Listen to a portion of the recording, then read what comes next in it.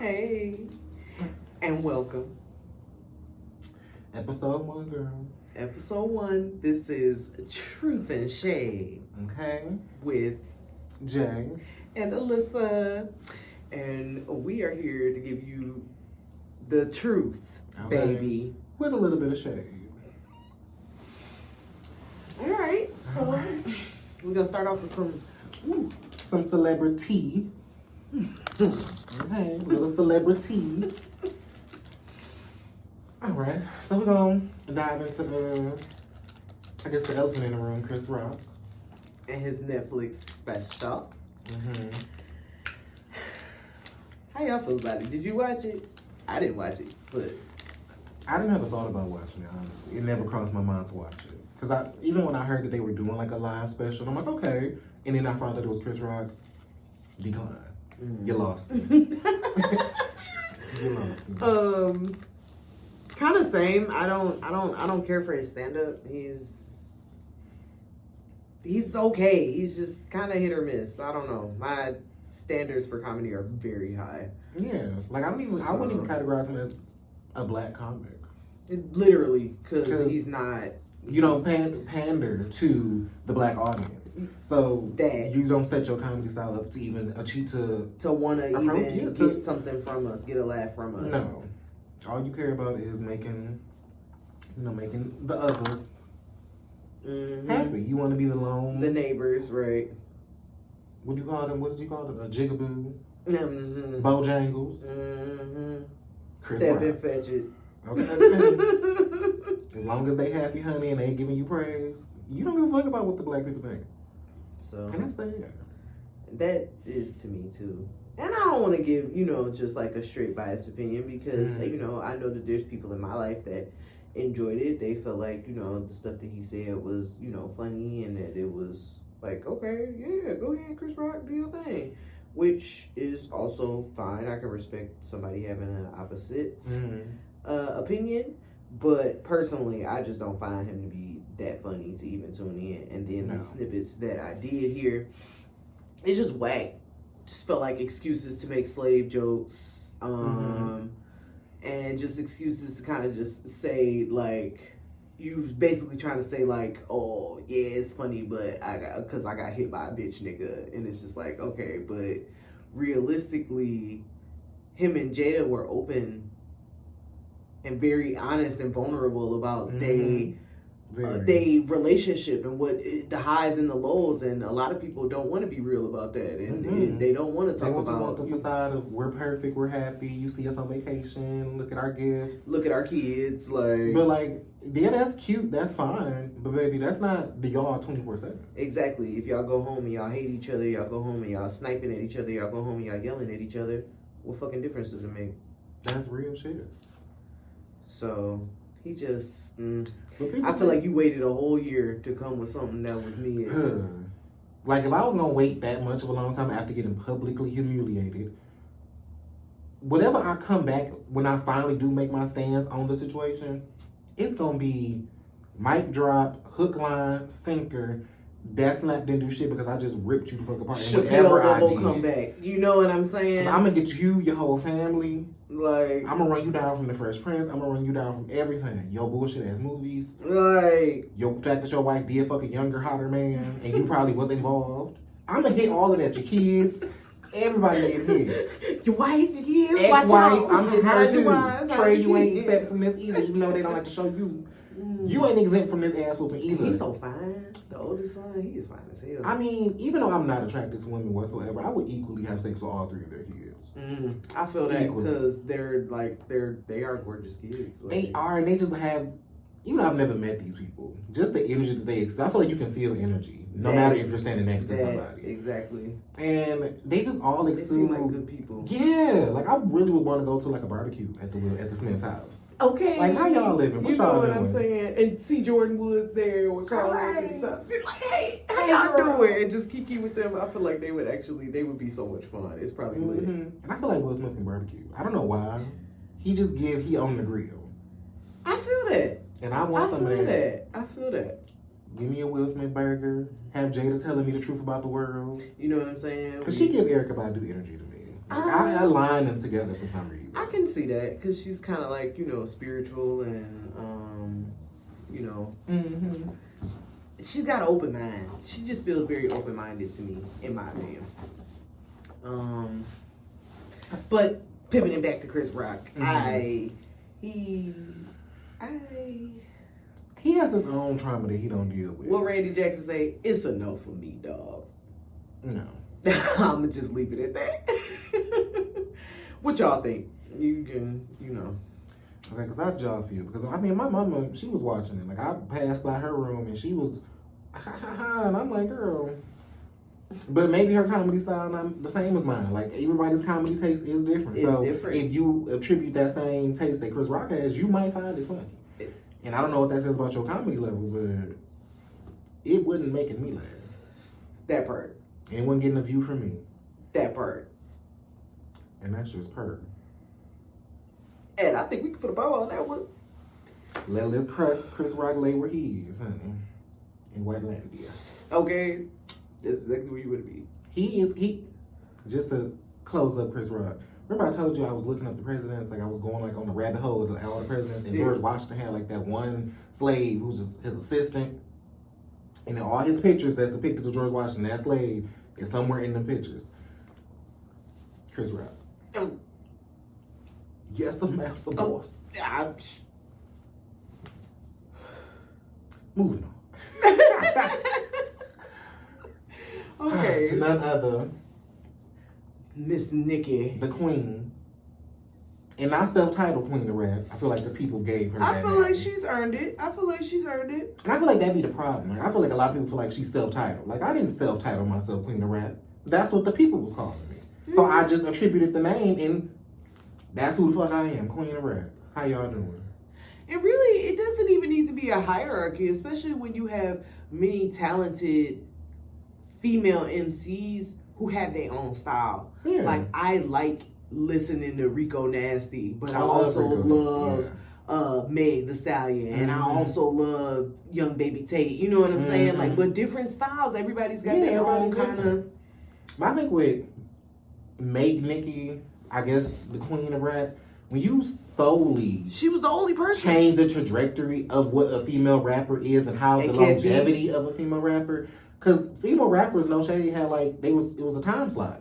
You had this time to get hot, and you had this certain amount of time to stay hot. While you was young and hot. So you had at least a minimum of like 5 years at minimum you could be like on your shit and running it. And then after that was the next female rapper, and she had her 5 years. And then after Lil' Kim, it really wasn't no motherfucking money to really. Anybody else was underground, it wasn't getting no attention because she went to jail. Yeah. And it was like, I loved and lived for, and absolutely, this is exactly why Missy Elliott, she saved me like in that way where it was like no other, it wasn't, it was very dark, like it wasn't no women rapping, and it was just like dang, but she was always kind of come out with a hit, and it was something different, and it was like, oh, this beat is fire.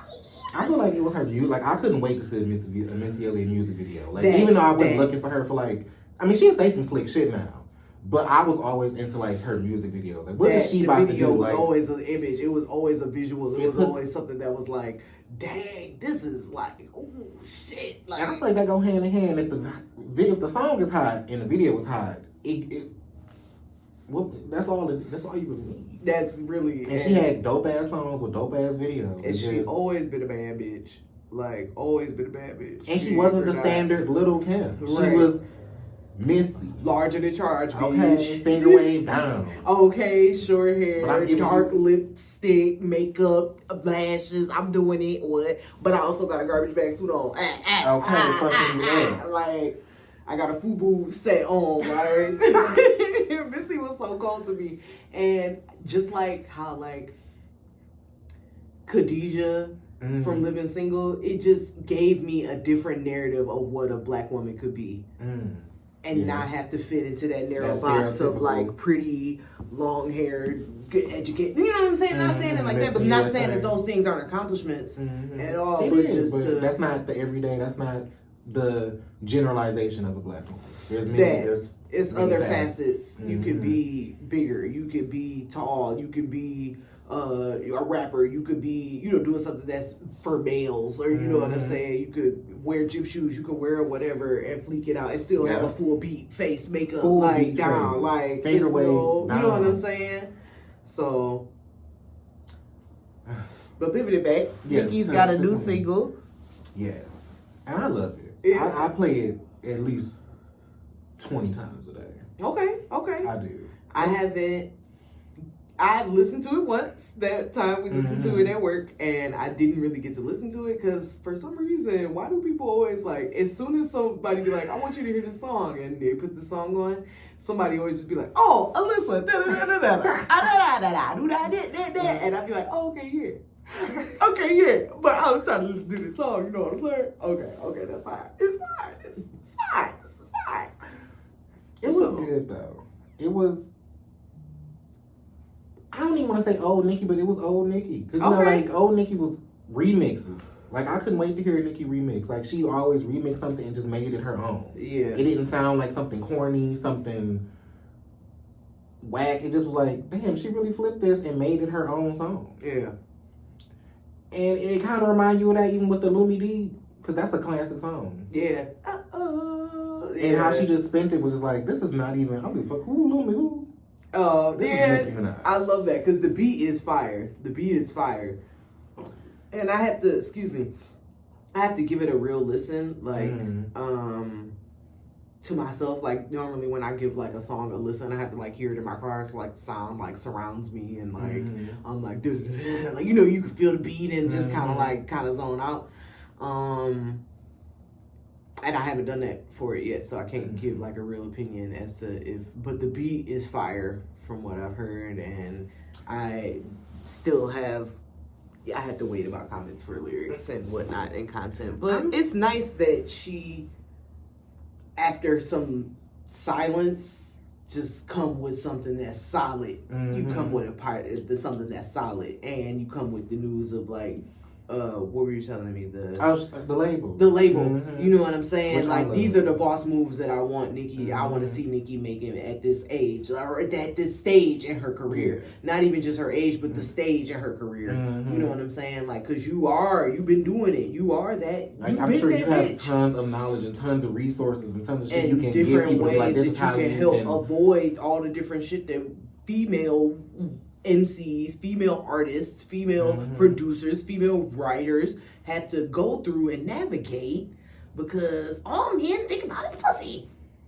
Like, yeah, I get you can rap, bitch, but you trying to fuck with this song or not? And it's like, dog, I'm actually talented. Can we just, like, can I pay you, or like, what the fuck? Cause ew. But digress. We'll come back to that. I feel like I'm glad to see her moving in this direction that she's moving in, because I am and always will be a Nicki fan, but we've discussed I've been disappointed in recent years, like with her just kind of behavior almost, and it's like some stuff just, it's like, as a woman, as a black woman, as a black woman of a certain age, like, I just be like, you don't feel me on this, girl? What is you doing? Oh no, baby, what is you doing? I mean, I do feel like Nicki be coming from like a hurt place sometimes, when like she do come on with these rants and start firing at a couple different people. I do feel like it comes from her place of just like, I don't know, because we really don't know her story of like what she really had to go through to be the queen of rap. Like, I'm sure you being that lone soldier wasn't easy trying to get your name out there. Yeah. You probably had to deal with a bunch of bullshit along the way. Absolutely.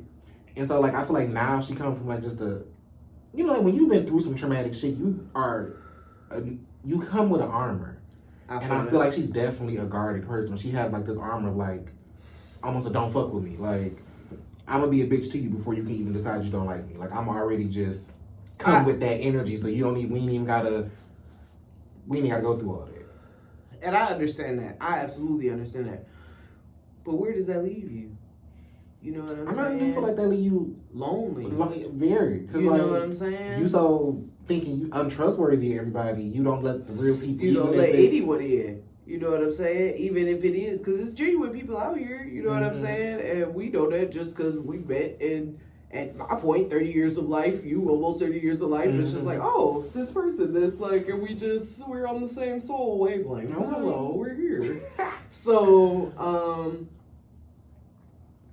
it's just one of those things where it's just kind of like, come on, girl, I be wanting better.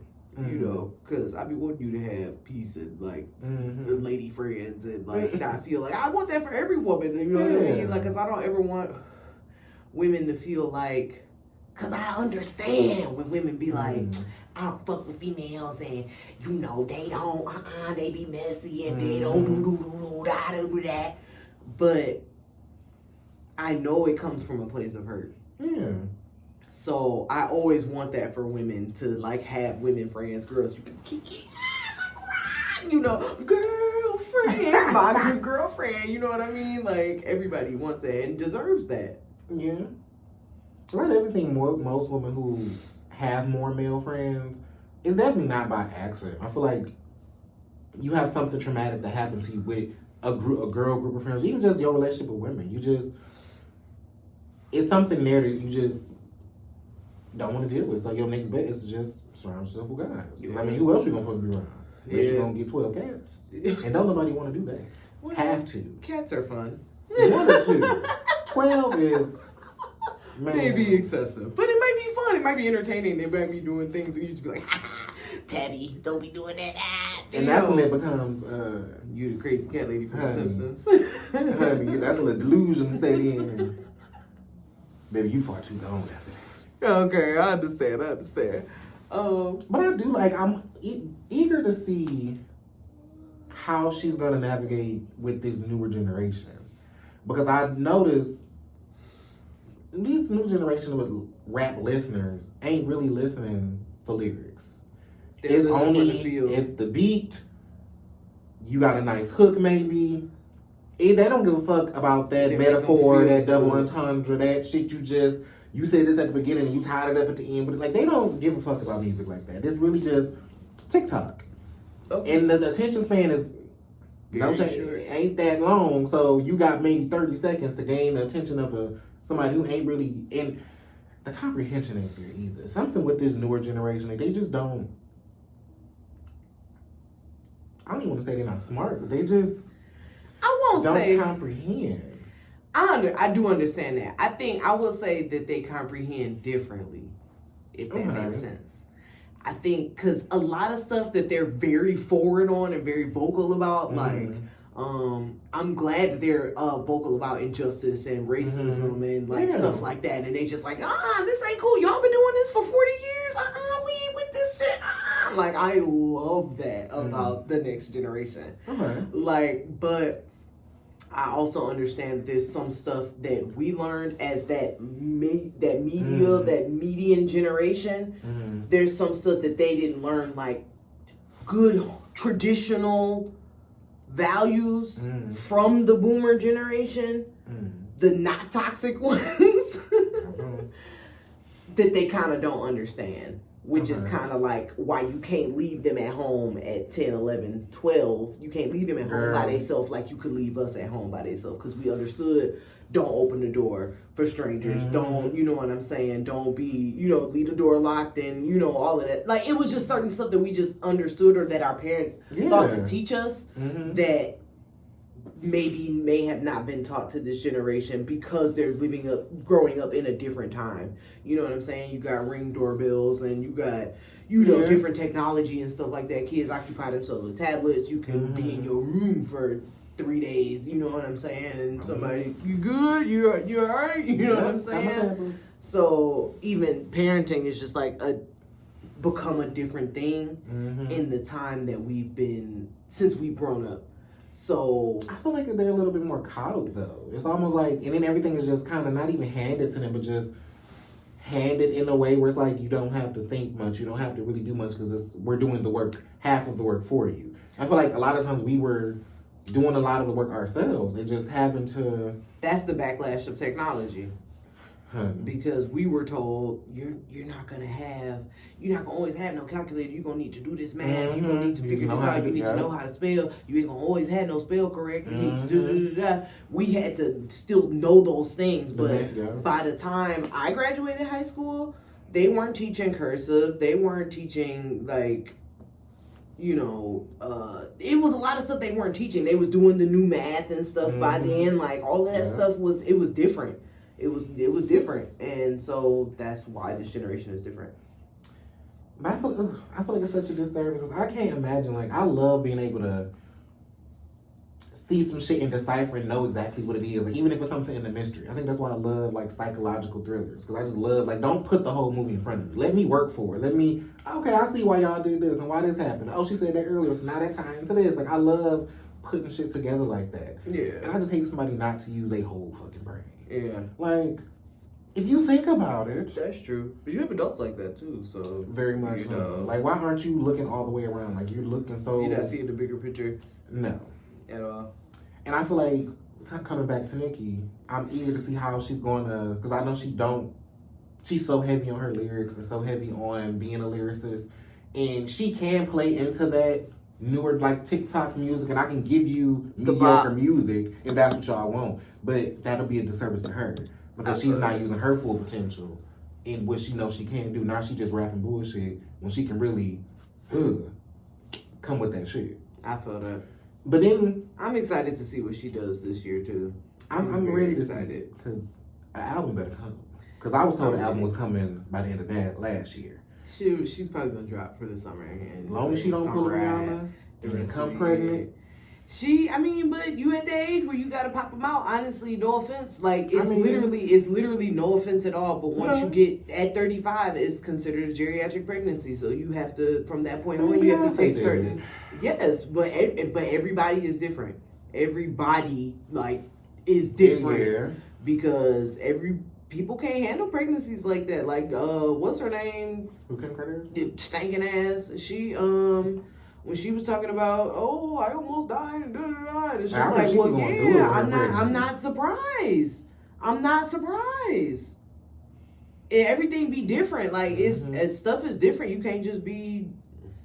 Well, I remember everybody tried to shame her when she got a surrogate the first time for her babies. And it was like, if I can't physically, if me being pregnant is every time being physically more and more painful, it's putting my life at risk, I'm good. As much as I want these kids, baby, I'm not carrying them. And I feel like that's an option, and it's not something that some women should be ashamed of. Anybody should be ashamed of, really, because it's literally an option. Because you didn't carry them. It's like, no, it's still my fucking child. They're my kids. Like, the hell? That's just like saying if you adopt a kid, you don't love them the same because it's not the same. Like, if I adopt a kid, you best believe I'm opening my heart and home to this child, and you gonna be one of mine. Like, oh, this is so-and-so, this is their birthday, and this is my baby. Like. But I will say, I think being pregnant does have a difference on how you connect with a baby. Because I definitely feel like that's why men get that. Are able to just walk away and just, oh, I don't have a responsibility. It's like, when you carried it, you have a different responsibility to be like, this is my baby. And I feel like men, they have to, once the baby's there, then they have to learn the baby, and they have to get another connection, deeper connection. You already have that natural connection. Because you've been growing it, yeah. And I definitely understand and respect that. Agree 100%. I'm not taking away from that at all, completely at all. I just think that it's one of those things that, like, we'll get back into that. We were talking about Nicki Minaj.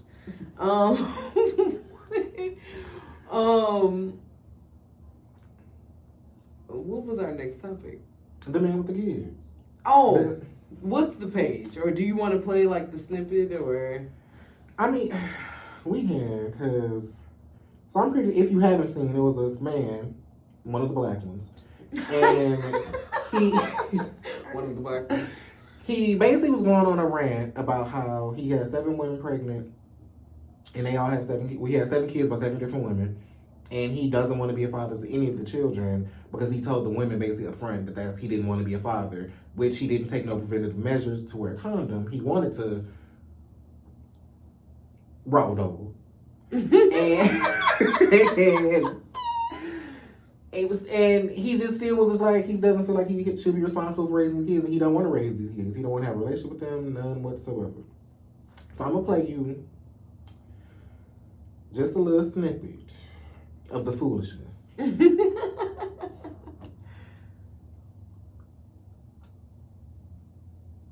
Because that, not come to think of it, what we were saying, how we were ending off, does lead into the subject. Yikes. I just feel like that's just.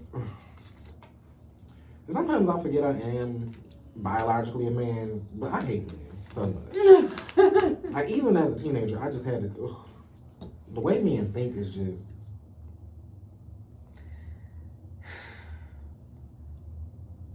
Here's. Because I love me. And it's so, the thing that's been such a hardship in my adulthood has been coming to accept them as I come to accept myself as flawed creatures. You know what I'm saying? And I feel you, because it's some stuff, it's just like, you dead ass. are you flawed or are you a creature?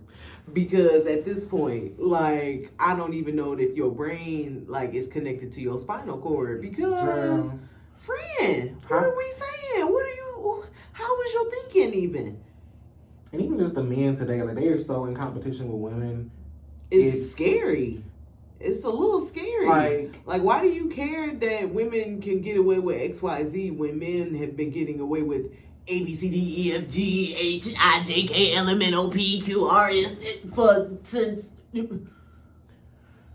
I just think it's all a hypocrisy, because the same men that be like in competition with women, mad that women get all this and get to be lackluster. They feel like women have it easy and they just have to do so much work, and but you have them same men who want traditional standards when it comes to I want to be the provider. I don't want no independent woman. I don't want this.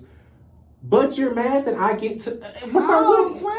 What is it? Because I guarantee you that it's not a woman on the planet that wouldn't be like, okay, if you said you was gonna provide a house, you was gonna provide financial stability, you was gonna provide everything that it is that I need to be able to sit down and raise these kids and work on something for myself. You give me that, you offer me that, I promise you there's not a woman that wouldn't be like, okay, yes. But you're also showing up. You're also being a parent. You're also coming and you doing these things, and because being a parent is, and we in a 2-parent household, you want to have these traditional values. It needs to be give and take. Asking me for you to just provide a paycheck and go to work and you come home and you don't do anything else, and you expect me to make lunch, make breakfast, make dinner, make pack lunches, get people to school, get people home from school, get people to extracurricular activities. You want me to grade, look over homework and enforce bedtime and do all the bath time and do all the no. Because that's putting, like, first of all, you're managing everybody else's life. When you are stay-at-home, solely stay-at-home, wife/mom, you're managing everybody's life. So you have to get the kids ready, prepare them for what they got to do today. You have to make sure I'm a good woman to you, make sure you're satisfied, cook for you, make sure your shit in order. So when you hit the door, come home, your life is moving, you get in the house. Then me, I got to make sure I'm good, make sure everything is running good with me. Am I straight? Go to my appointments, run the house. On top of running separately for each one of us motherfuckers in here, I have to make sure the house is in order, the laundry's done, the dishes are done. This clean in this motherfucker. Shit is in order, organized. Shit you want to look for is where it need to be. But on top of the other shit I gotta do outside of the house. For you motherfuckers. Like. But then, if I don't even want to touch you when we get to bed, I'm a bitch and I'm getting cheated on. Because I'm not fulfilling you. I'm not doing the things that you want me to do for you. Because I'm tired of the motherfucker. I got my bonnet on. I'm ready to go to BED. Don't breathe too loud. You know what I'm saying? And it's literally been studies done that being a stay-at-home mom raising kids is equivalent to a 2.5 full-time jobs.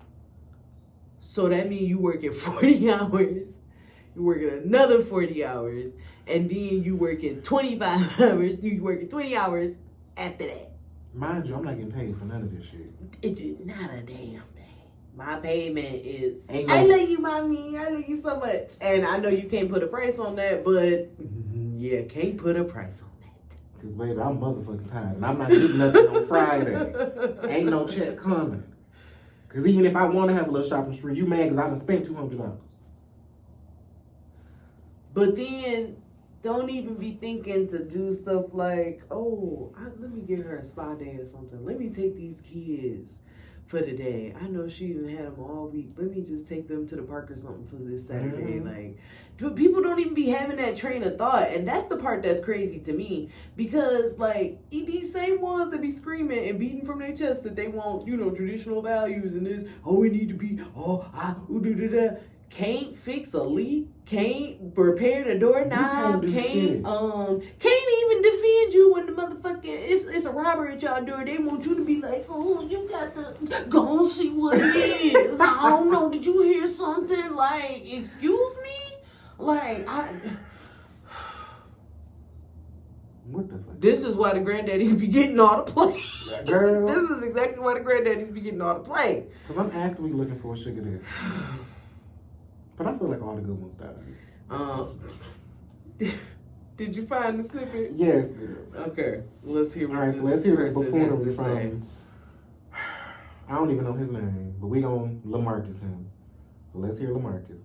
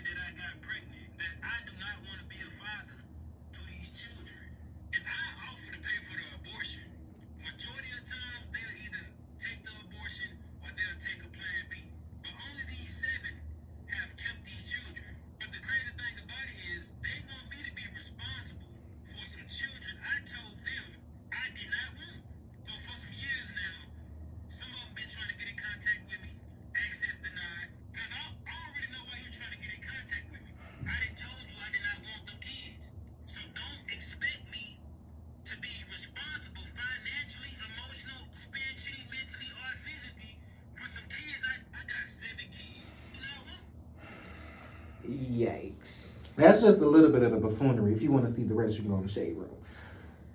Yikes. I'm not even. Yikes. Okay. I'ma just say, if I was, because he's not a bad looking man, but I feel like once you open your mouth, you get instantly ugly. Spirit make everything. You ugly inside, you ugly outside, baby. You might as well be Uncle Fester talking to me, and baby, you need the fuck on.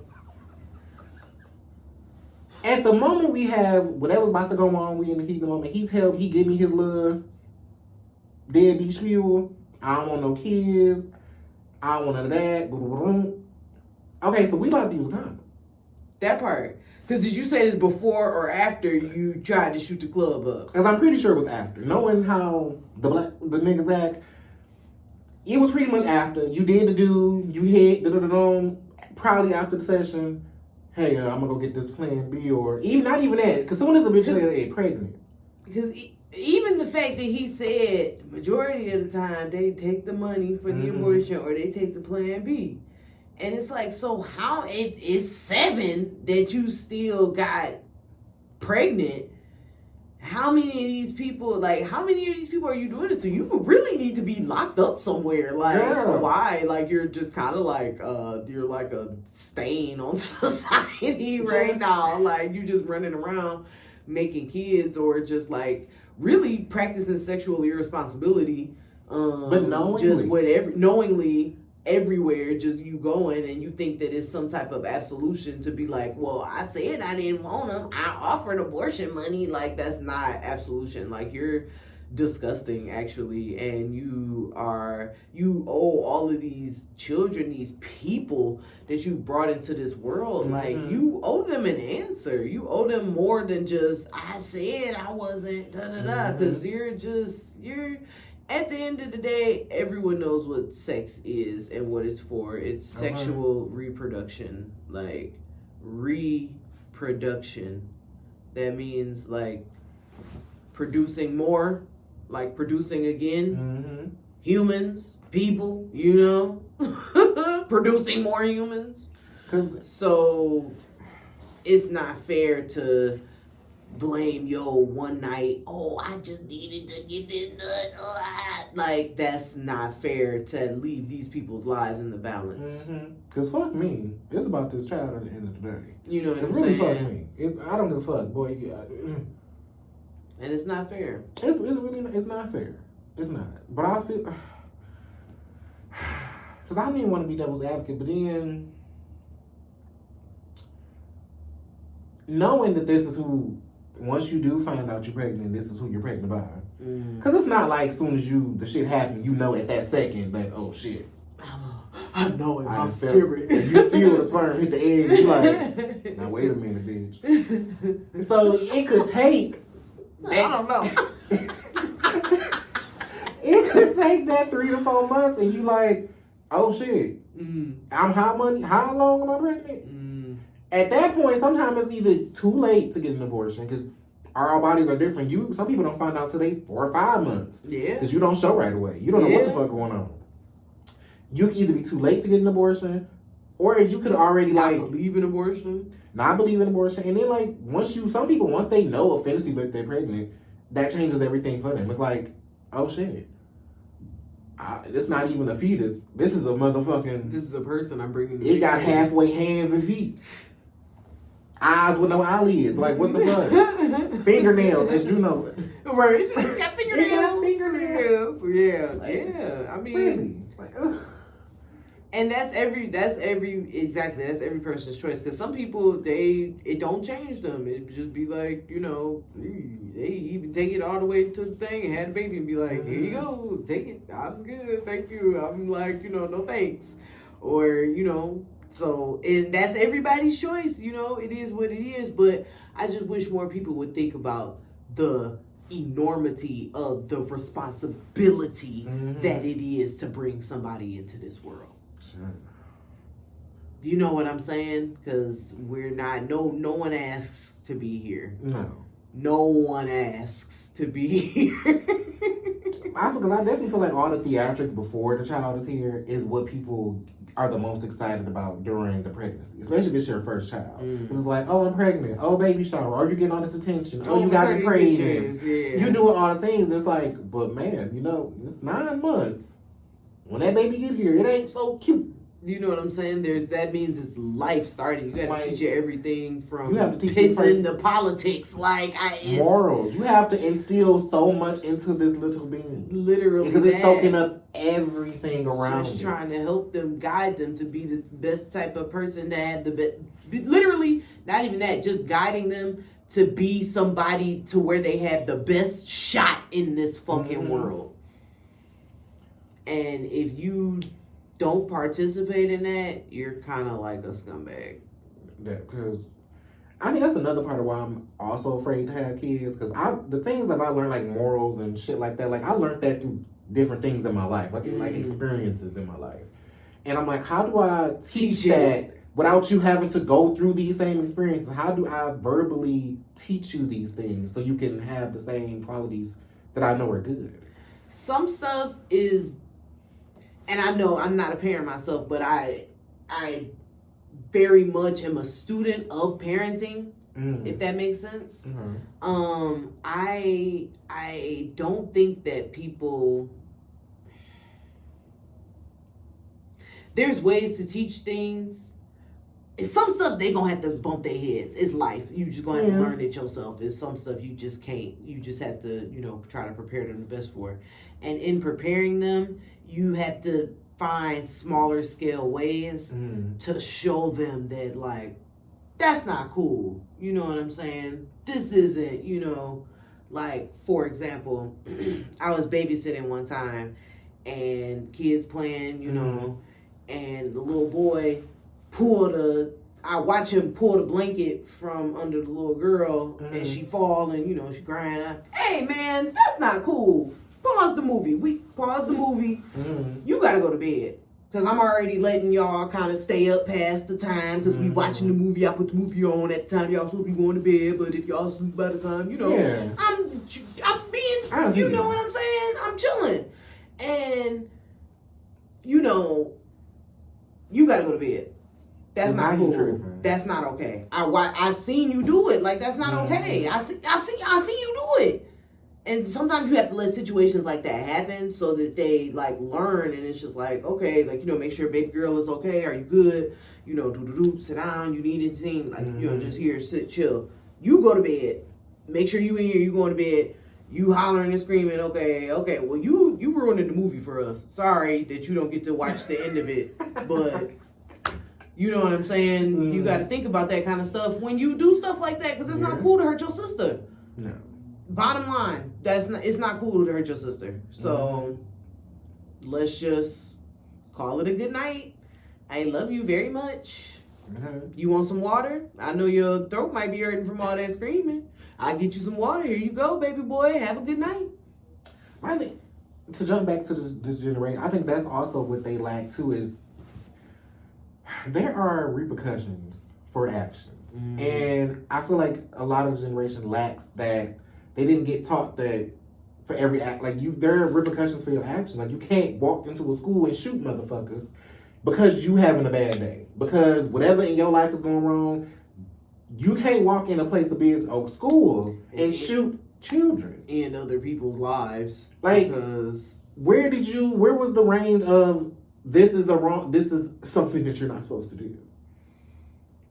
And for whatever reason, that's not being taught to them, right? It's not being retained that there's consequences for your actions. I think that is a perfect segue into our topic for the day. It might be you. Accountability. Baby. It's a hard pill. It very much is, but it's worth it. It's literally worth it to swallow. Accountability. Let's look up the definition. Let's look up the definition of accountability, and that I feel like that'll be a good start to.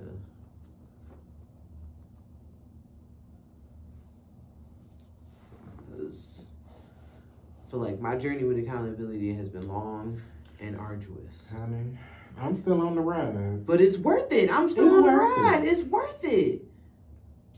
All right, the fact or condition of being accountable responsibly. Wait, hold on. Excuse me. The fact or condition of being accountable. Okay, yes. I expected that definition to be a little bit more in depth. Are there any more? Let me see. Oh, let's go to Merriam-Webster. Okay, there we go. I trust them, Merriam-Webster. Mm-hmm. I remember opening the Merriam-Webster. Like, it's very intimidating. The quality or state of being accountable, an obligation or willingness to accept responsibility or to account for one's actions. Perfect. Say that one more time. One more time for the people in the back. For the people in the back. Those the quality, the quality or state of being accountable, an obligation or willingness to accept responsibility or to account one's actions. All right. So, I feel like one of the reasons people lack a lot of accountability, is many people, myself included at one time, go through life lying to themselves. Lying to themselves about different things, certain things, big things, small things. Like, you be lying. And it's okay. Technically, it's your prerogative. It's your life. You know what I'm saying? Totally. But you know you be lying. And eventually, the more people are around you, or the closer that they are around you, they know you be lying. Because even in a generic sense, if you say, I'm vegan and I eat this and I go to the gym 6 times a week and I da da da da da da da. Mm-hmm. But every time I see you, you eating hot Cheetos and you know, scrolling on your phone. You not, you know what I'm saying? Mm-hmm. There's not, you know, something ain't, the math ain't mathing. So I just think it's one of those things that, like, when you are at a point in your life where you're willing to be honest with yourself about certain things, like, I know I ain't been to the gym all year. I've been maybe once. I've been to kickboxing once. Like, been paying for a membership though. Every month, been paying for a re-up every, like. Girl. And I feel like accountability in that aspect is like, you don't, for you to act like you don't know why you gained all that weight, like, girl, you know you ate that ice cream. You know you ate the rack of ribs. Don't act like you big bone. Accountability is, bitch, I know my big ass been indulged. Okay, like. And I don't feel like exercising. I haven't been enthusiastic about the exercise. And I understand when people have conditions and they have things where they gain weight, because I know birth control make people gain weight. I know different medications they make people gain weight, thyroid conditions, all of that kind of stuff. I understand that. I completely. And I'm not to say it even to solely exclude it to making it to weight loss or weight gain. Even if it's something as simple as like, I want clear skin. I want my skin to be da-da-da-da-da. Mm-hmm. But you smoke and you you know what I'm saying? Like, for me, I want my skin to be clear, but smoking is something that I still need to work on to get over that hurdle. You know what I'm saying? So or if you're not eating right, you're not drinking water, you know, you know what I'm saying? Those are things that would contribute to you having good skin. Or I hate my job. Oh, I hate this job. This is terrible. Oh, it's fucking, this is the worst. You know what I'm saying? So what steps are you taking to make it so you work a job that you love? What is it you want to do? Are you taking those steps, or are you going and grudgingly clocking in every day and just being like, being a Squidward? You know what I'm saying? Like, you know what I'm saying? Literally being a Squidward. Mm-hmm. So I feel like accountability is also scary to some in a sense, because basically it's a mirror. You're holding the mirror up to yourself and actually like, hey girl, this is really what's going on. It's right here. And people don't like to look in that mirror. People don't like to own up to their wrongdoings they don't like to own up to the mistreatment that they put on themselves. So it's better to either point the finger, because a lot of people do that, like, oh, you're the reason why, and this is why I haven't, and this. No, girl, it's really when it comes down to it, it's you. And people don't want to just, that's the hard people. And the funny thing is, though, even when you get to those moments of, because I've literally had moments, I was at my sister's house one time getting my hair cut. And I looked in the mirror and I was like, she's like, what's wrong? And I was just like, I look like I don't take care of myself. And she was like, what do you mean? She was like, oh my God, don't say that. Oh my God. I was like, no, but for real, like, my skin look bad. I'm out of shape. Like, it's not, like, I'm not, my hair isn't, you know what I'm saying? Like, it's just not, like, I got split. You know what I'm saying? Just all of these kind of just different things where it was just like, damn. And it's just like, but what are you doing? What have you been doing to, like, get your shit to, like, you know what I'm saying? And it's like, oh, dang. Have I fallen into different, have I been doing my beauty regimens? Have I been setting up a da-da-da? Have I been going to the gym? Have I been da-da-da? Because it's different times in my life where I've been like, oh, okay, I'm going to work, I'm going to school, I'm going to the gym, I'm doing all of this all before 9 o'clock. You know what I mean? You just hot, feeling like hot shit. You know what I mean? And it is, because it is a hustle. This is when you want to be able to do things to take steps to get you where it is that you want to be. But once I realized that school wasn't necessarily the avenue that I wanted to pursue, it was like, like, I just let it like wilt me, and I just like, oh, okay, well, I'm just gonna work full time. And then it's just like, okay, I'm working. And then when I got fired from my first job, the first time I got fired, literally my second job ever, it was like, like, I literally just like deflated, like, it absolutely deflated, like, And I let it just like keep me down for so long because it was just like, if I don't know what I'm doing and I don't know where I'm going and I don't know what I want, yeah, and it's just like, who am I? What am I? And you just go into like a depression, and it's just really, it's sad, and it's just like, but then what's funny is when you be in a depression, baby, you become a hater. Girl. You be mad. You be Big mad B. as Big hell. B. Oh, you be looking at people like, that's not even. This is not even that cute. I don't even know why they acting like they even happy because they relationship ain't even all there. I know he be talking shit about her and you just you be big mad and looking stupid. Like you just be a hater. You scroll on stuff and be, or even worse,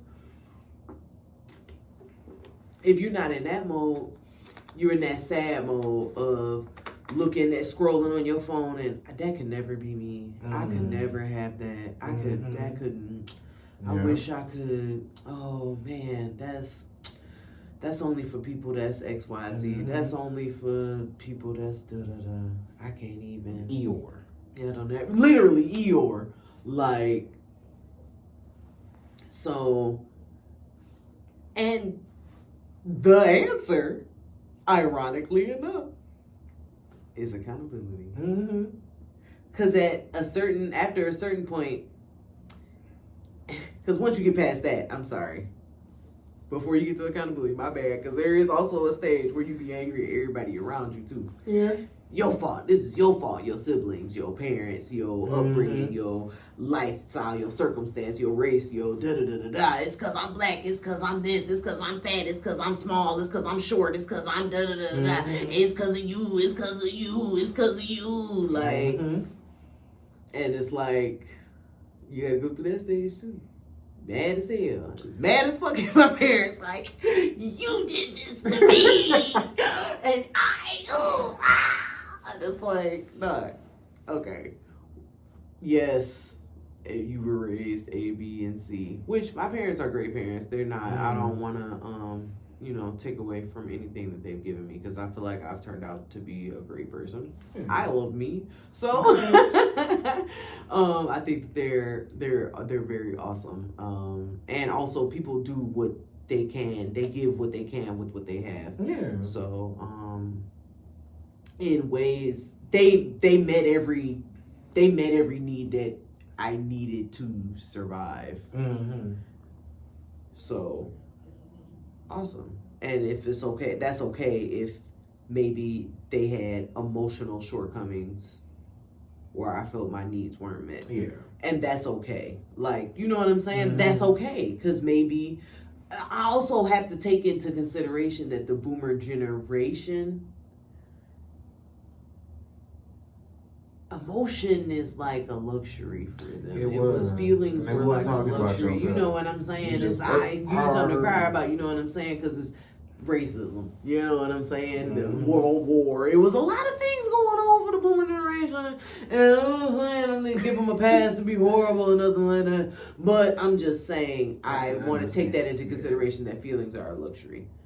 And because a lot of them worked very hard to provide material things and homes and places for us to grow up, neighborhoods that were safe, things like that, because they met those goals, which is absolutely enough. Yeah. There's room for them to have not been able to be like gentle parenting. I know. Come on, baby. I know you're feeling, I felt your vibe that you were feeling down. Let me just, you know what I'm saying? And that's okay. Yeah, because at some point during accountability, even though if you were, however you were raised, it can have an effect on, I guess, shit that you do when you get older. But at some point you have to, once you get to a certain point in life, it becomes your responsibility to either stay in that, whatever is going on, or to move past, or do whatever you're going to do with at some point it comes back to you like, okay, even though this is the hand you were dealt, or this is what has happened, now what are you going to do to get yourself away from that, or to do better? You gonna let it mold you or fold you? Like, literally that. Yes, you worded that so well, because Yes, because after a certain point, even if you take into, because I heard an interesting theory about that your age starts at 18. Mm. Because realistically, in most scenarios, most people don't have a major say in the things that go on, how their life is, how stuff happens, and stuff like that. Just the first 18 it. years of your life. You know what I'm saying? So really, you start from that point. You start 18. You're like, I'm born. You know what I mean? Now this is your life. This is where you take responsibility for what you have going on. And unfortunately, where I feel like our generation was misled was that we were taught a certain set of things, and it's like, okay, when you get to 18 and da-da-da-da-da, and because how the school system is set up and everything, you're not really taught to make decisions for yourself. And then at 18, it's just like, okay, make all the major decisions for the rest of your life. Pick all the classes that's about to guide the course of the rest of your life, for the degree that you're going to get that ultimately divides like who you're going to marry and where you're going to go and da-da-da-da-da-da-da. It was just like, wait. You can just get thrown into the world. What? But ain't nobody taught me about taxes. Ain't nobody taught me about credit. Ain't nobody taught me about finances in general. Ain't nobody taught me about investing. Ain't nobody taught me about rent. Ain't nobody taught me about mortgage. Ain't nobody taught me about getting FHA. Ain't nobody talking about nothing. Nothing. But when you make the mistake, they will. You're an adult. You are an adult. Like, I didn't know what to do. But of course I made a mistake. Shit happens. Didn't nobody tell me. I just trial and error. And so that's what the stumbling and bumbling of your 20s is for, you know, that growing up and knocking your head against the wall and learning and finding and figuring it out. And what's this? What's that? What's over here? What interests me? Where am I going to go? What's going to do? And that's, I feel like that time period, especially having gone through it all the way through from 18 or, 18, 19, and then all the way through my 20s. It's that time for learning and finding and knowing yourself, or further losing yourself and becoming that much more dense to what your reality could be based off of your own action. Do that make sense? Ooh, excuse me. Because all of those cliches, like, if you can believe it, you can achieve it, and be all you can be, and you can do, well, not be all you can be, because I think that's the army, and I ain't promoting that. What do you say, I'm boy to the black man ain't got no place in the white man's army. No offense, but none taken. I'm just saying. But you just gotta. Those are true. That's why I know they sound cheesy and cliche, but like they're absolutely true. Yes, if you believe it, you can achieve it. You know what I'm saying? Like, your attitude determines your latitude. Like all of that kind of stuff. Like, those things are like. It's real. Like, you manifest things that'll happen, and like even something as small or as big as like Beyonce. One of my good girlfriends went to go see Beyonce at Coachella. Coachella. I bet you that was amazing in person. Coachella. You know what I'm saying? And she had an amazing time. She was like, oh my God, we was close and we did it. And, it was everything that, the homecoming made it feel like it was, and then some, because she was there. Okay. And I was like, oh my God, like, that's so crazy. Oh my God. And before the thought of like, I could never, like, you know what I'm saying? It was like, the next time Beyonce go on tour and she releases an album, I am going to that show. I don't care what it costs. I don't care who I'm going with. I am going to see her. And even just the intent of that moment from something 5, 6, 7, I don't know, when was Coachella? 5, 6 years ago? 7 years ago? No, I feel like it was at least just a few years ago. 4, 5, 6, at least 4 or 5 years ago. This was before the pandemic, right? Yes. So, yeah, probably like 2018, 19. Okay. Around that time.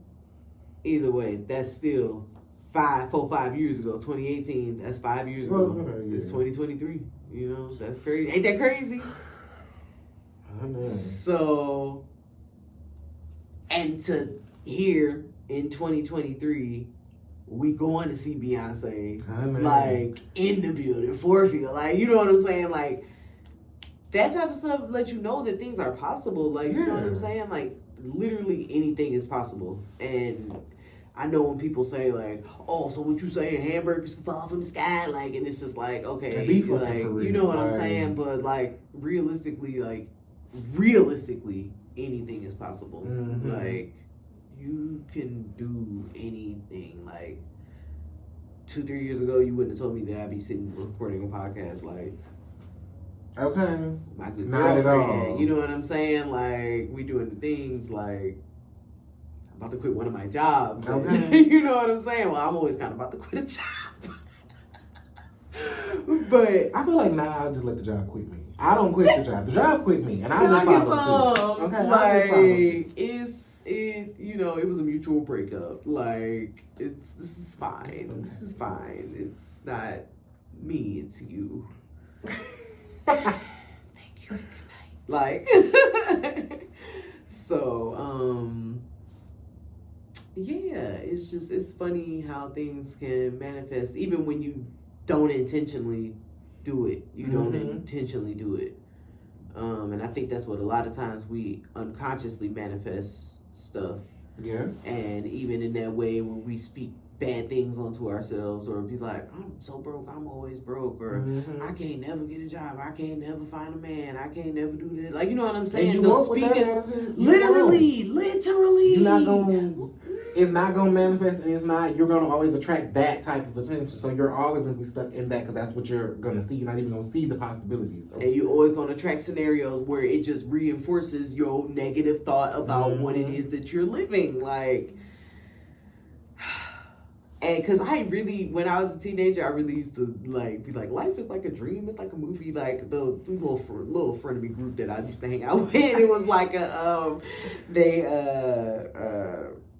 it just used to feel like an episode of Baldwin Hills. Like, we out every weekend and we had a kickback at so-and-so's house. We here with it. You know what I mean? And it was literally, I just used to feel like, and I went a lot of that, like, riding into my 20s until I hit that rough patch. I lived like, oh, my life is like a movie. My life is like a dream. But then as soon as you hit a rough patch, and it's like, this was not like, part of the fucking episode. This was not part of the script. Who wrote this? Not okay. I said no rewrites. What the fuck? Okay. And what's funny is a movie that was just all happy and no conflict and no drama is not a good movie. It's not a good no, because It's there's no not a highs, good no show. lows. You It's know no- what I'm saying? And I'm actually very thankful for all the experiences of my 20s, because I have learned some things and seen things, learned some stuff. And I have lived. I've lived. Oh my goodness, yes, because and I'm grateful that I am at a level of maturity where I can extract the lessons and add them to myself to become a better version. Because I feel like so far, right now, I'm at the best version of myself that I've been. And I'd like to keep going there. Yeah. I'd like to keep going. And even another thing about that is, like, even though I'm not at the place where I was, like I said, when I was going to the gym 6 days a week, and I'm doing this, and my skin clear, and and I'm doing stuff, even though I'm not there, like, emotionally, spiritually, like, in here, personality wise, like, I'm here, I'm home, and I'm like, I'm good, I'm lit, I'm ready. It's just like, I know what's up, and it's going. When Beyonce say, I see it, I want it, I dream it, I own it. Literally, like, I really just, in my heart, feel like anything is possible, and I'm just excited for the lesson of accountability. Yeah. Because it has been the key to guiding my life in the direction that I want it to go. because life don't have to live you. It don't. It don't. Because I feel like now I'm living in accountability in that sense where, like, let's say this is something I've always been wanting to do. And I've always been pushing it back. Like, oh, not right now, I'll do it then. Or just talking myself out of it. And now we're here, recording. Yeah. And I'm like, look at me. Like, I'm finally been the show. I've always wanted to do a reality show. Now I'm on the show. Honey, like, period. Everything that I've been wanting to do, even though it didn't happen when I wanted to, like, because I was my own worst enemy and was talking myself out about a lot of things. Now I'm like, oh my God, like, I'm finally about to live the life that I've been wanting to live.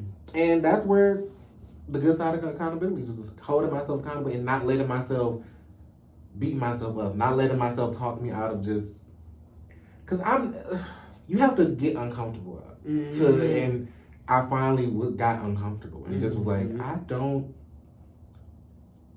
when I was a kid, I almost prophesied the life I wanted to have. Like, I kind of knew not the challenges that I was going to have, but I saw a version of myself that I knew ultimately I would become. And I always would try to fight myself away from, like, no, you have to follow your dreams. You have to do what you got to do, because if you don't, you're going to end up like this. And you do not want to end up like this. And honestly, I kind of fell into that. I just fell into that life that I didn't want to live. That got comfortable. You get distracted with that. And I kind of just had to look like, hold on now, bitch. We 27 now. This ain't what the fuck we was supposed to be doing. This is not what that little 8-year-old bitch, this is not the life she saw of herself. And this is exactly what I did not want to happen. And it's happening. And it's like, I'm not about to live in this shit. This is not about to happen. I still got time. I'm about to live the life I wanted to live. And absolutely.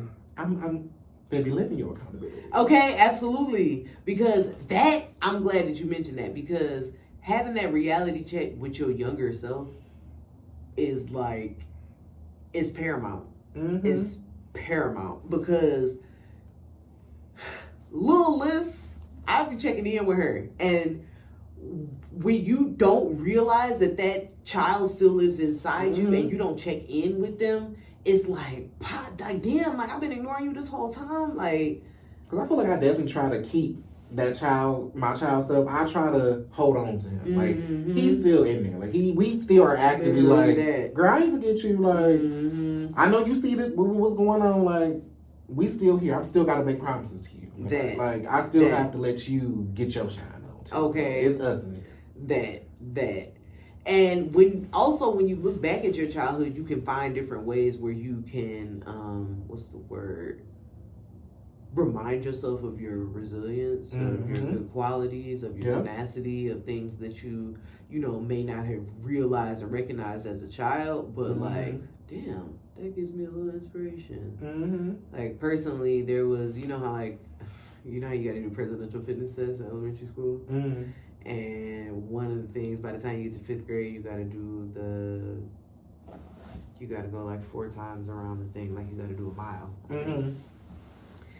And I'm like running, and I'm literally like one of the slowest and like last kids to like finish. And I'm like, but I never gave up.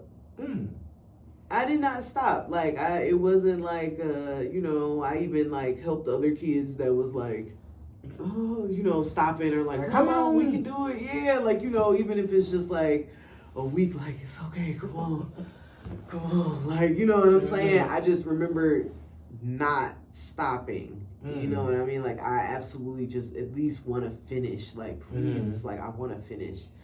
And I feel like, unfortunately, in my adulthood, when stuff either like it scares me or I feel like it's too big, I don't finish.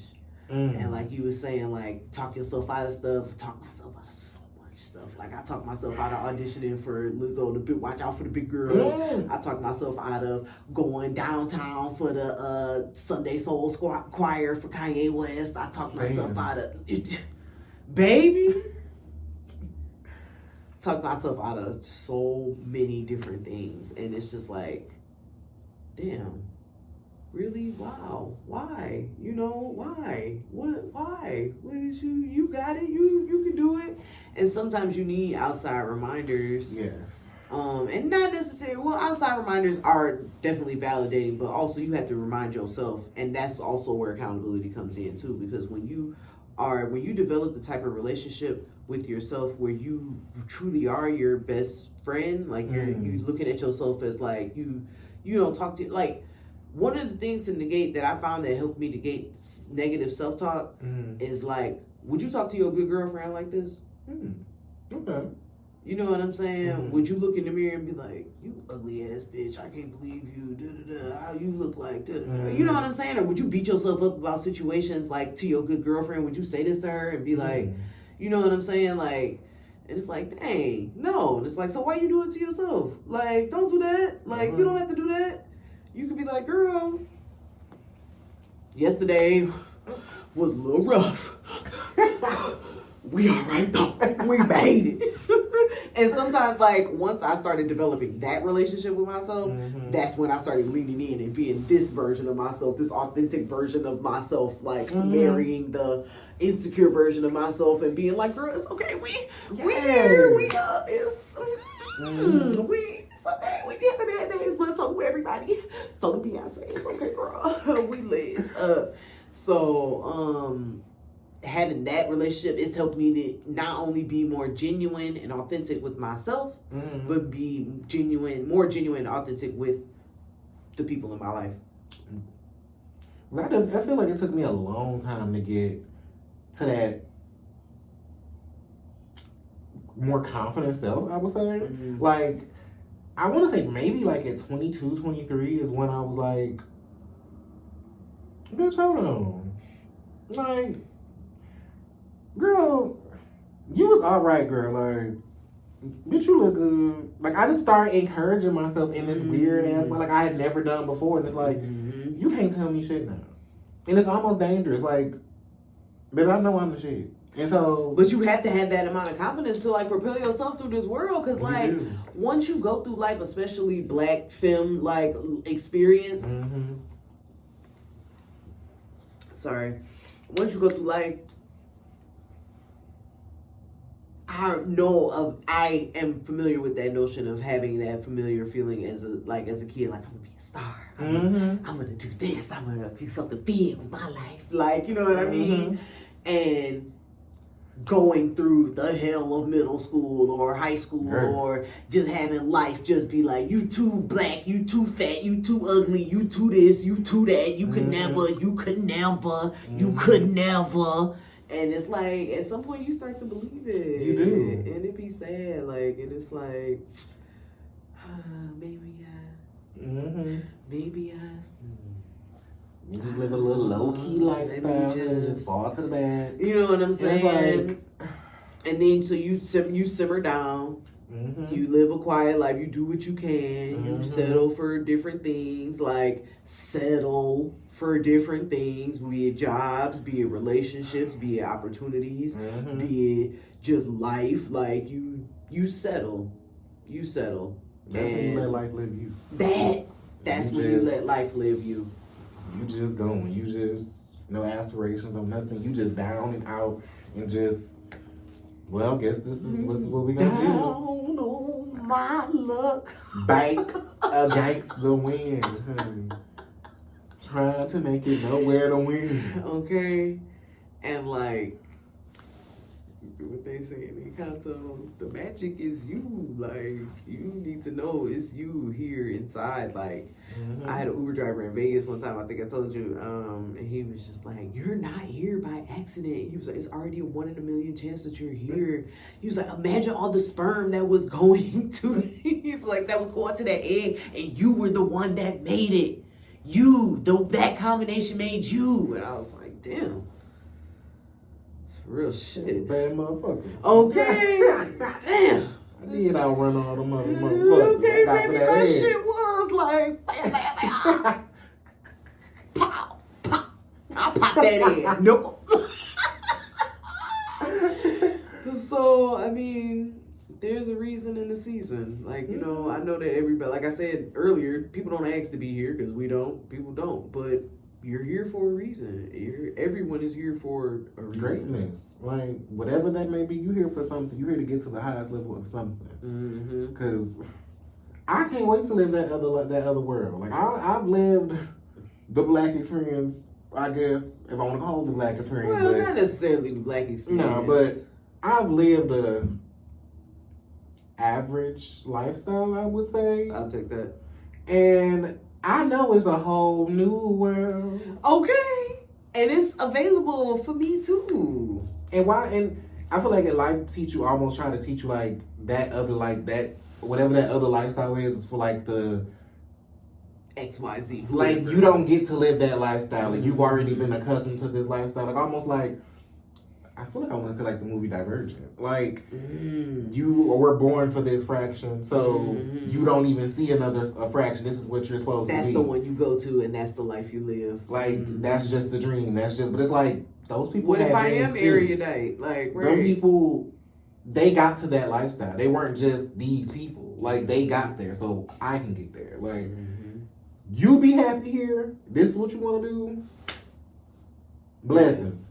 I'm gonna go on over here because I'm gonna go at least get as far as I can. Yes, and you just have to take that step. It's about taking the step. And one of those first steps is accountability. Okay. Look at yourself in the mirror and be like, "Oh no, baby, what did you do?" Like, have you really done all the things?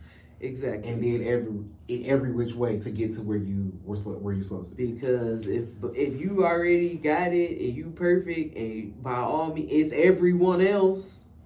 By all means, continue to do you. Point that finger. Do you and point that finger. But what Big Mama say? When you point that finger, she's like, but you ball the fingers up in a mighty fist. You can strike a mighty blow. So, you know, it's just, we better together. Okay. Man, oof. I feel like when more people take personal accountability, it'll be easier to take communal accountability. Because black folk, as much as I love us for real. I love us so much. Right, we go together real bad. I love black folks so much. But we as a people do not take accountability for a lot of things, and I feel like there's a faction of people that do. Yes, absolutely. People, minimal. You know, it's minimal. You know, doing your thing, but it's a lot of us that don't. We don't take accountability for a lot of things, and even the deadbeat dad, the little serial, the semen serialist.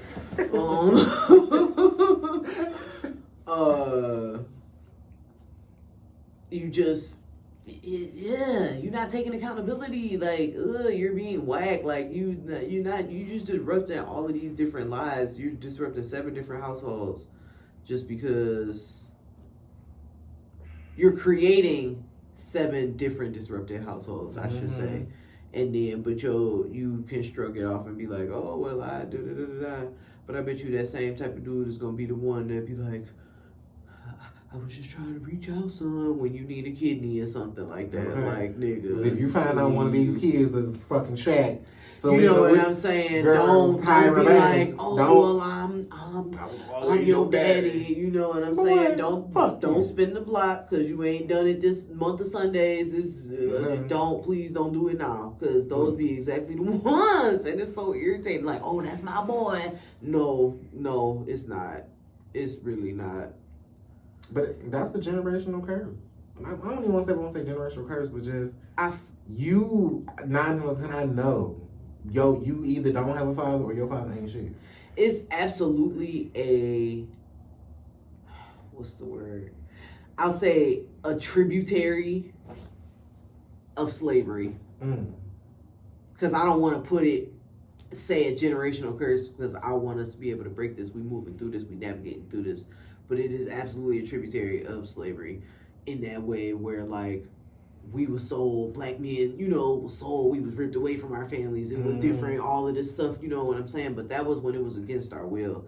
And now it's like almost like people leaning into that as in a way, well, biologically, if we were just meant to be all over, like, no, that's that future type mentality, and that's not okay. Like, it's just not okay, because not only are you not physically able to spread yourself enough to be able to give these people everything that they need to become whole people, you truly think that giving money or just not even your lack of your presence don't have no effect? You think that don't have no effect? And the fact that if you really truly don't care, that's a little disturbing to me too. The fact that you're okay with this, you've got 7 children in this world that you don't have no relationship with, no nothing, you don't know nothing about these kids, but you don't care how their life is going to be affected by the absence of you. That's sad. It's scary that people can think like that and like literally sleep at night. Like, you can really sleep at night. And then, like I said, them same people be the ones that in the life well, how come don't nobody want me around? How come I can't see my grandkids? How come I do that? It's just like, don't nobody want to be bothered, especially when you can't even circle back and at least take accountability for the absence, for the damage, for the things that you know what I'm saying? Like we was watching that video of the people on that show, and they was kind of like screaming at each other, and Daddy was like, I have tried to see you. And it's just like, dog, I'm your daughter. I can see if you're not making an effort. Kids have eyes. Like, we've all been kids. Like, we've all seen something as a child that we wasn't supposed to see, or we was looking at it, and it was like, oh, good, I don't know what was going on, but I seen it. You know what I'm saying? Type stuff. Kids have eyes, and more than that, kids have vibes. Like, because from birth, that's the main thing that they have to go off of. And I know it gets dulled out as we reach adulthood, if you allow it, but kids have vibes. Like, that's literally the main thing that they have. So even if they don't know exactly what's going on, they know something ain't right. So to even look a kid in the eye and not even have... It takes nothing to sincerely apologize to someone. It takes nothing to sincerely apologize to somebody. To look somebody in the eye and be like, I am truly sorry for everything that I've done, unconsciously or unconsciously, to you that has caused you harm. It was never my intent. And even if you don't have those words exactly, I am so sorry that I couldn't be what you needed me to be. I am here now, and I am willing to forge a relationship. Do you think that we can move forward? That's accountability, though. You know what I'm saying? They don't want to own the fact that, damn, I know I wasn't shit. You have to say, damn, I really was a fucked up mama. I was a fucked up daddy. I really did. Like, you don't want to have to own up to that. Because you knew it was fucked up. But the thing is, it's okay. 9 times out of 10, I don't want to say it's okay to continue to do the bad behavior or anything. But I just mean in terms of like, if you sincerely apologize to somebody, someone that loves you is genuinely gonna receive it, and it's gonna be okay. Like, it's gonna be like, wow, I know that you meant that. I felt that you meant that. I also would like to move forward. Let's move forward. You know what I'm saying? Like, let's talk about this. Like, but when you gaslight and you shut shit down, and that didn't happen, and I didn't, and you just, and I, and all of that, where you not taking accountability, it's just like, it don't do nothing but further damage any chance of like reconciliation or just coming together and just being able to like, you cool, I fucks with you. And I know a lot of times people always be like, but that's your mama, but that's your daddy, but that's your what about me? You know what I'm saying? I'm doing a disservice to myself, like, leave. That. And people, I don't have room for people in my life that can't take accountability for their actions. No doubt. And even if it's accountability about little stuff, like who left the cap off the toothpaste? You know what I'm saying? You go lie about some shit like that. Like, you know what I'm saying? Like, what kind of shit? Who does shit like that? Who lie about stuff like that? And lying is just like one of those things where, like, as you get older and you mature, it's like, lie about what? For what? For what? Who gonna whoop me? Who gonna check me? Who gonna check me, boo? Because I'm good at growing out here. Okay. So.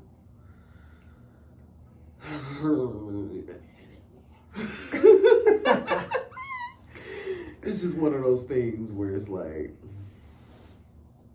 accountability is the key, people. It is.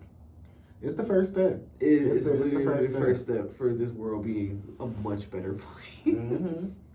Because once that happens, everything will be good. You know what I'm saying? Even America, like in a large landscape, America, if you could apologize for the racism and the slavery and, you know, all the genocide and native abuse, all the things that this country was built on, I'm not saying it's going to be okay, but if you apologize, you come correct with that coin, maybe we can move forward.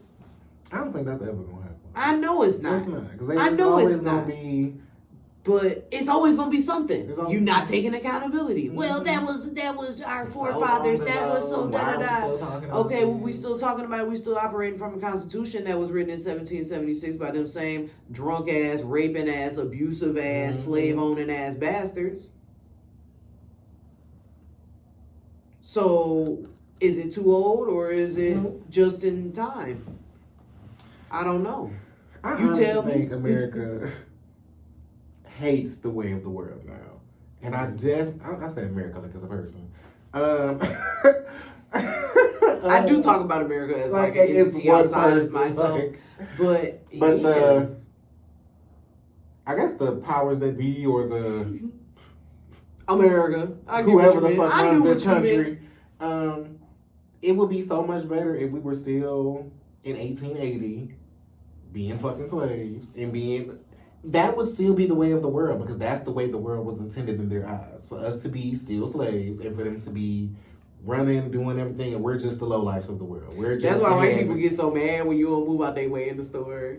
They get so mad when you be like, excuse me, like, they be mad when you stick up or just have any type of dignity or respect or speak up for yourself. Mm-hmm. They be so mad. They be out their way like, how dare you get in your place, nigga. Like, and it's just like, you know what's funny? Which I'm not here. Like, you know what I mean? I will move out the way. I'm with my girls and we all need space. That's why I think it's always weird or interesting having interactions with like old ass people who like old ass non-black people. Racist, the neighbors. And they get to see me, my young, black, gay, living happily, and now you have to interact with me, and I just love the interaction that we have. It's always, you want to call me a nigga so bad. You want to just tell me what to do. You want this dynamic to be so different right now. And it's not sweet. And I'm very glad for like the strength and spirit of the ancestors really kind of coming into black people, coming like a resurgence into black people where it's just like, no, I'm not standing for that. No, we ain't with that shit. And in a time where we can stand up and speak up in a way that our ancestors couldn't, in a lot of scenarios, it's like, you know what? Well, fuck you. It's like, I'm not trying to say it like that, you know, but I do think that's another thing that people need to take accountability for, like microaggressions, racial microaggressions, your racism in general. Like, take accountability for that. Like, what is it that stirs you up that makes you so upset about, you know, people of other races? Like, literally, like, what's the problem? The big deal? Because when I tell you that black people, and I know that American black people, you know, American descendants of slavery, whatever you want to call us, black folk, African American, Negro, whatever. We, the lost tribe, what I be calling us, because a lot of times, you know, they be saying like Africans don't want us and stuff like that, and you know, we ain't island, we ain't Hispanic, we ain't, you know, Afro Latino, we black folk, we American black folk, you know what I'm saying? But there is not a day that goes by that you do not use an invention made by an American black person. I promise you that. I promise you that there's not one day that a person on this earth lives their life without the benefit of some type of creation from an American black person. And that's that on that. And like, we get shit on the nose. And it's just so, well, like you said, like Africans be looking at us like, You not really black, you're African American, y'all basically look at us like white people. Like, We got white people looking at us like Negroes, like we need to go back to Africa. Everybody just always guns blazing at us, and we just like, first of all, we didn't ask to be here. We just doing the best that we can with what we have, which is a hell of a fucking lot. Like, a hell of a fucking lot. So excuse me if I want a little respect. A little pat on the back or some reparations. Like, god damn.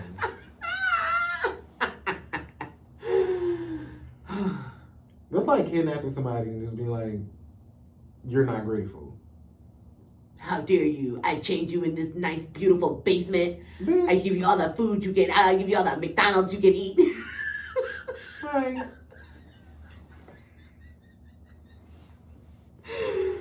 Oh my god.